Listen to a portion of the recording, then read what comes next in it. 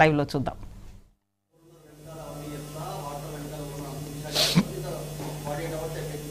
నా పేరు KT Ramarao. Your asking the wrong person. ఏమవుతుంది అన్నది లేదు. దొంగలు కలిసి ఉల్లు పంచుకుంటున్నారు. ఒక ఆయన మిస్టర్ 20%, ఒక ఆయన బ్యాగ్ మ్యాన్. 2 బ్యాగులు పంపిండేమో. ఏముంటుంది అందులో పెద్ద దాచిపెట్టేది ఏముంది? ఇలా పెద్ద తెలివని ముచ్చటేముంది? బ్యాగులు పంచుకొని పదవులు కాపాడుకునే బ్యాచ్ అది. దండుపాలెం బ్యాచ్. ఒక ఆయన 20%, ఒక ఆయన 30%. ఏమున్నది? ఈ దేశంలో అందరికీ తెలుసు బ్రదర్, కాంగ్రెస్ అంటేనే స్కామ్ గ్రేస్. వాళ్ళు చేసే దుర్మార్గ పనుల నుంచి, వాళ్ళ కమిషన్లు, వాళ్ళ దందాల నుంచి దృష్టి మరల్చేందుకే ఇక మా మీద వేసే ఈ ఎంక్వైరీలు, కమిషన్. అది కథ.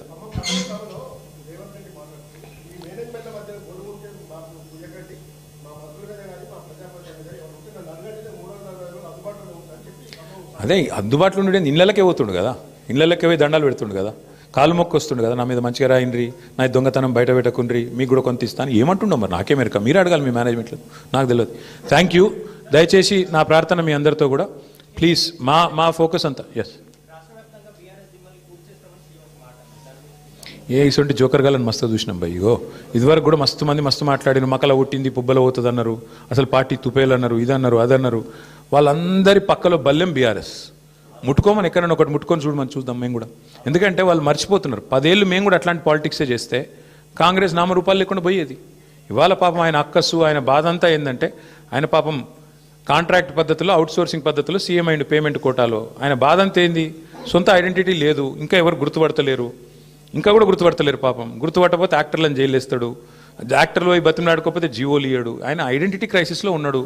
ఆఖరికి ఏదో హార్వర్డ్ పోయి చదువుకుంటాడట. మరి చదువుకొని వచ్చి ఏం చెప్తాడో తెలియదు నాకు. కానీ ఇప్పుడు హార్వర్డ్ పోయి చదువుకున్న కన్నా మరి లాగుల తొండలు, లేకపోతే అదేంది మెడల పేగులు, ఇవన్నీ బంద్ అయితే అని ఆశిస్తున్నాం. గుడ్లు వీకుడు ఇవన్నీ బంద్ అయితే మంచిది. ఆడపోయినాక కూడా మరి ఇప్పుడు ఇంగ్లీష్ వచ్చిన వాళ్ళని తిడతాడు.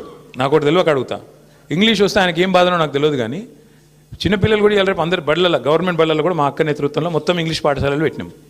అందరు ఇంగ్లీష్ నేర్చుకుంటాను. మరి ఈయన హార్వర్డ్ పోతాడు. ఈయన మరి అక్కడ వాళ్ళు ఏం చెప్తారు, ఈయన ఏం వింటాడు, ఈయనకి ఏం అర్థమవుతుంది? అర్థమైనాక మళ్ళీ బయటికి ఏం సర్టిఫికేట్ ఇస్తారు, ఏం మాట్లాడతాడు? మళ్ళీ వచ్చి మా భయం మాకుంది. అక్కడ మళ్ళీ ఇంగ్లీష్ అనగానే నన్ను మళ్ళీ వాళ్ళని తిడతాడేమో, అరే మీరు బాత్రూమ్ కడుక్కుంటారని తిడతాడేమో. ఇంకా అమెరికాలో ఎవరి బాత్రూమ్ వాడు కడుక్కుంటాడు. మరి ఆడ ప్రొఫెసర్ అయినా కూడా వాని బాత్రూమ్ వాడు కడుక్కోవాలి.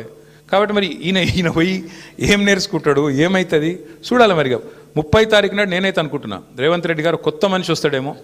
ఆ కొత్త మనిషి ఏమైనా కొత్త మాటలు ఏమైనా చెప్తాడా, మళ్ళీ గదే చెత్త మాటలు చెప్తాడా చూద్దాం. Thank you. జై తెలంగాణ.